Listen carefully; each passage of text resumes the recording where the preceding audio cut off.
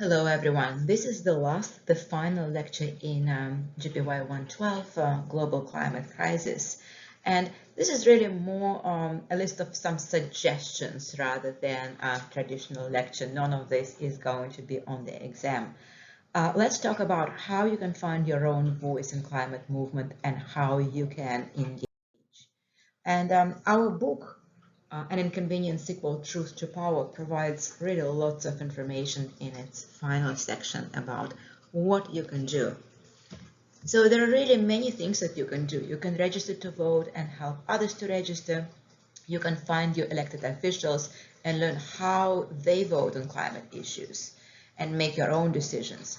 You can find what GBSU climate action looks like and where we stand in terms of the greenhouse gases, and definitely encourage your own university for bolder action on climate change. You can call, tweet, and write your elected officials or administrators. You could speak at the town hall meetings and on climate campus events about climate change and use your knowledge. You can write an article about climate change to GVSU Lanthorn or to your local newspaper. You can start a petition, you can be active online, you can establish yourself as a climate change activist in a variety of ways on social media, and you can talk to your family, you can talk to your friends, you can talk about climate change to your neighbors, to various groups, to your faith groups, to your colleagues, to other students, and you can certainly educate other people about climate change solutions. What else you can do?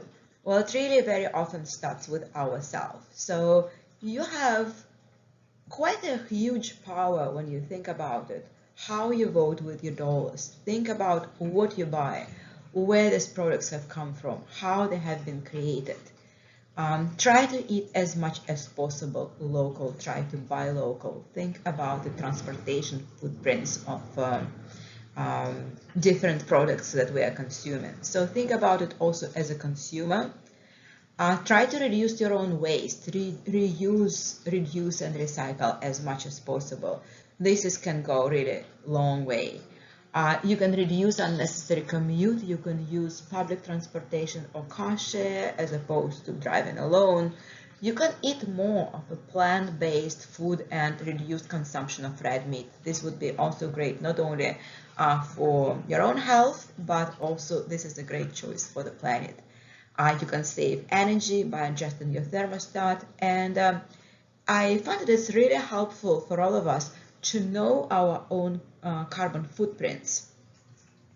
This is why I'm going to show you several carbon footprint tools that you can use and determine what is your carbon footprint right now, and probably set some goals on how to reduce. So many organizations working on climate change and ecological footprint and carbon footprint calculators offer those tools. They're free and you can explore them and choose which one is your favorite, or you can choose all of them and see how it goes for you and what will be your carbon footprint based on those calculations.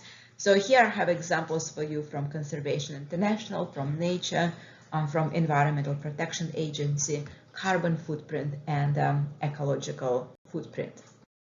Well, what else you can do after you finish the class next week? You could perhaps consider joining some of the local groups that work locally and regionally and at the state level and nationally, and engage in some aspects of climate activism.